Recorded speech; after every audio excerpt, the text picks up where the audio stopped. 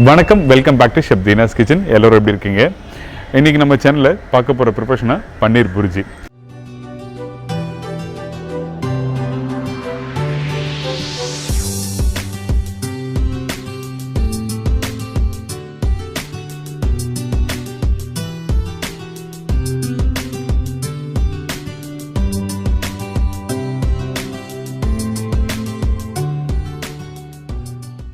இந்த புர்ஜினா என்ன கேட்டிங்கன்னா, பொடிமாஸ் வீட்டில் பண்ணுவோம்ல, முட்டை பொடிமாஸ்லாம் பண்ணுவோம்ல, அந்த பொடிமாஸ் தான் புர்ஜி சொல்லி இந்தியில் சொல்கிறது.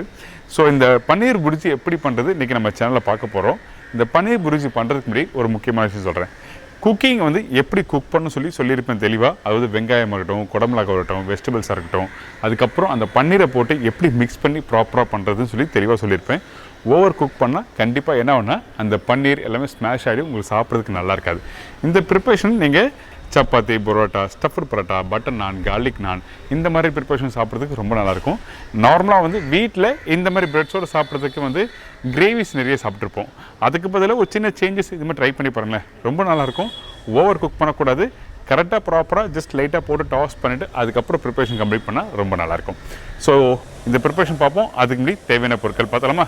இந்த ப்ரிப்பரேஷன் தேவையான பொருட்கள்: பன்னீர் 200 கிராம், குடமிளகாய் 1 cup, sweet corn 3 tablespoon, வெங்காயம் 2 நம்பர், தக்காளி 1, chopped green chilli 1/2 teaspoon, chopped ginger 3/4 teaspoon, சீரகம் 1/4 டீஸ்பூன், மஞ்சத்தூள் சிறிதளவு, chilli powder 1/2 teaspoon, coriander powder 1/2 teaspoon, சீரகம் powder 1/4 teaspoon, butter 2 tablespoon, cooking cream 1/2 tablespoon, salt தேவையான அளவு, எண்ணெய் குக் பண்ணுறதுக்கு தேவையான அளவு. இதாங்க இந்த ப்ரிப்பரேஷன் தேவையான பொருட்கள். இந்த பன்னீர் புர்ஜி, அதாவது பன்னீர் பொடிமாஸ், புர்ஜினா பொடிமாஸ். ஃபஸ்ட்டு இந்த பன்னீர் குவாலிட்டி எப்படி இருக்குன்னு சொல்கிறேன். இப்போ பன்னீர் கட் பண்ணியிருக்கேன் பார்த்தீங்கன்னா, சின்ன சின்ன ஓட்டை இருக்குது.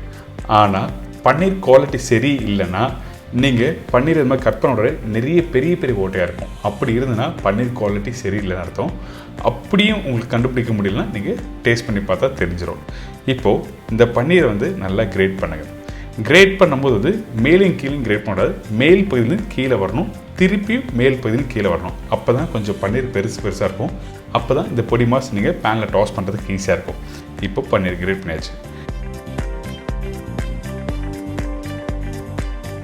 இதுக்கப்புறம் நம்ம என்ன பண்ணுறோம், பேனில் எண்ணெய் போட்டிருக்கேன். எண்ணெய் கொஞ்சம் சூடாகட்டும். இதுக்கு பிறகு கொஞ்சம் பட்டர் ஆட் பண்ணுறோம். இந்த பட்டர் வந்து மீடியமான ஃப்ளேமில் கொஞ்சம் லைட்டாக குக் பண்ணுங்கள். அதாவது மெல்ட் ஆகிற ஸ்டேஜில் சீரகத்தை தாளிப்பு ஆட் பண்ணுறோம்.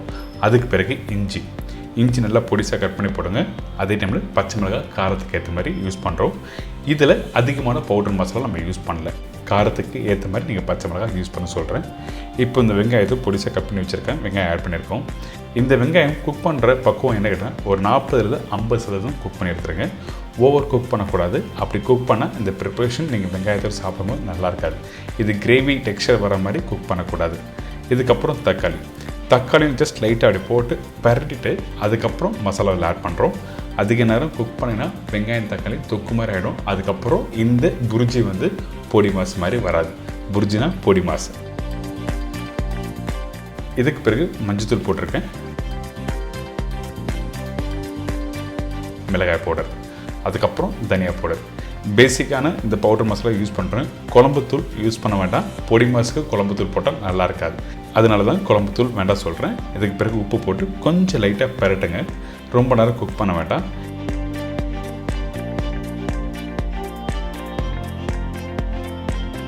இதுக்கு பிறகு கொஞ்சமாக தண்ணி ஆட் பண்ணுறோம். அந்த மசாலா அந்த எண்ணெயோட வெந்து வரும். அதுக்கு பிறகு கொஞ்சமாக தண்ணி ஆட் பண்ணுறோம். தண்ணி போட்ட பிறகு நம்மக்கிட்ட இருக்க இந்த வெஜிடபிள்ஸை இதில் ஆட் பண்ண போகிறோம். இந்த மசாலா ஒரு 2 நிமிஷம் குக் பண்ணி முடித்த பிறகு பொடிசாக கட் பண்ணி வச்சுருக்க இந்த கேப்சிகம், அதாவது பெல் பெப்பர்ஸ், இந்த 3 கலருக்கு பெல் பெப்பர்ஸும் இதில் எதுக்காக ஆட் பண்ணினா கலர்ஃபுல்லாக இருக்கும். அது மட்டும் ஒரு ஹெல்த்தியான ஒரு ப்ரிப்பரேஷன். ஏன்னா எந்த ஒரு ப்ரிப்பரேஷன் நீங்கள் சாப்பிட்டாலும் ஒரு 3 கலர் சம்மந்தப்பட்ட ஒரு காய்கறி எடுத்து சாப்பிட்டா நல்லது சொல்லுவாங்கள்ல. இதுக்கு பிறகு ஸ்வீட் கார்ன், வேக வச்ச ஸ்வீட் கார்ன் அதில் போட்டிருக்கேன். இந்த வெஜிடபிள்ஸ்லாம் போட்ட பிறகு திருப்பியும் குடமிளகாய் வதக்க வேண்டாம் ரொம்ப நேரம், ஜஸ்ட் 1 செகண்ட் அதில் போட்டு வதக்கிட்டு அதுக்கப்புறம் திரும்பி வச்சுருக்க பன்னீரை போட்டு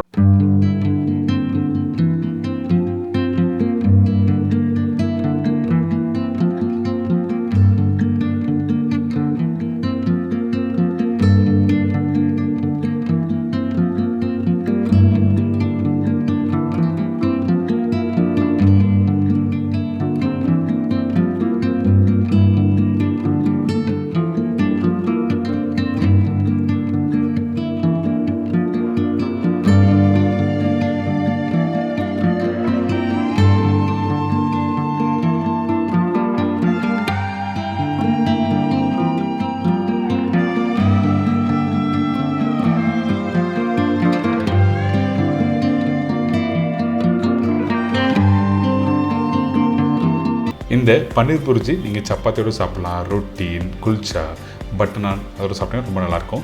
நார்மலாக நம்ம என்ன பண்ணுவோன்னா சப்பாத்தியோட சென்னா மசாலா, குருமா இந்த மாதிரி ப்ரிப்பரேஷனை ட்ரை பண்ணி பார்த்துருப்பீங்க. ஸோ நார்மலாக பண்ணுற ப்ரிப்பரேஷன் பதிலாக இந்த மாதிரி பன்னீர் புர்ஜி நீங்கள் ட்ரை பண்ணி பார்த்தீங்கன்னா எல்லாருக்கும் ரொம்ப பிடிக்கும். கண்டிப்பாக ட்ரை பண்ணி பார்த்து என்ஜாய் பண்ணுங்கள்.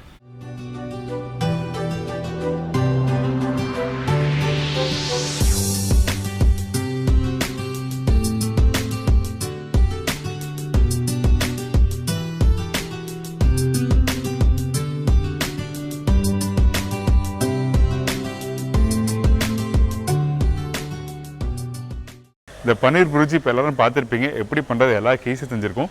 இந்த மாதிரி ப்ரிப்பரேஷன் வீட்டில் எல்லாம் ட்ரை பண்ணி பார்த்துருக்க மாட்டீங்க. கண்டிப்பாக ட்ரை பண்ணி பாருங்கள். வாரத்தில் ஒரு நாள் இல்லை மாதத்தில் ஒரு நாள் கண்டிப்பாக ட்ரை பண்ணால் வீட்டில் இருக்க மக்கள் எல்லாம் விரும்பி சாப்பிடுவாங்க. இதே மாதிரி நாளைக்கு இன்னொரு சூப்பரான ரெசிபி சந்திக்கிறேன். நன்றி, வணக்கம். See you, bye bye. Take care.